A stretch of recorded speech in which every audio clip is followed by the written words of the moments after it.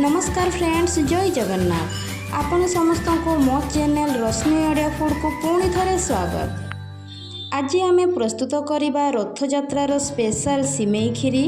यही खीरी खाइबा को बहुत स्वादिष्ट, क्रीमी एवं बनैबा भी खूब सहज। ताहले चलतु डेरी न करी एबे स्टार्ट करनवा। देखंतु मु एबे कड़ाई रे गुआ घी नौची।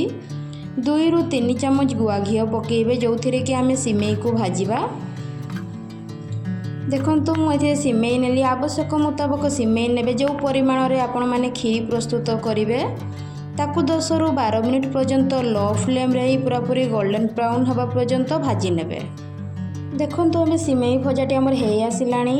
एबे मु 1 लिटर क्षीर को भल भाव रे प्रथम रू फुटेइकरी ताकू रखी नेइथिली। एबे से क्षीर को आम एथिरे पकेबा। एथिरे पानी बिल्कुल भी लागिबो नाही, पूरा पूरी क्षीर रे ही प्रस्तुत करिवे। अल्प अल्प कि क्षीर देवे, जो थी कि आमर सिमेईटी भी आम सीझी जीवो। देखंतु पुणी क्षीरर परिमाण टिके कमी जिबा परे पुणी एथिरे पुणी थरे क्षीर पकेबे।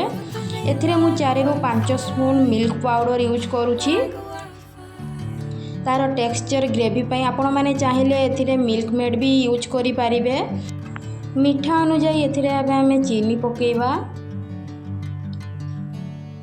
किछि आलमंड्स, काजू, बादाम, ड्राई फ्रूट्स ये सब मु रखी भाजिकी पूर्वर सेगुड़ा को पकई नेबे। आपण माने चाहिए आउ किछि भी नट्स आपण माने पकई पारंती। देखंतु एथिरे मु तेजपत्र 2 ରୁ 3टा पकाउची। किछि अळीच गुंड मध्ये एथिरे पकेइबे। पुणी थरे शेष रे 1 कप क्षीर देकी अळीच गुंड ऊपर पकाउची तार स्मेल पाई। देखंतु हमर सिमेई खीरी प्रस्तुत हे गला। आपण को घरे अल्प समय भी प्रस्तुत करी भगवान जगन्नाथ को भोग लगाई पारिबे। आपण मानक मोर ये रेसिपीटी किपरि लागिला लाइक्स कमेंट्स रे तो निश्चित जणैबे।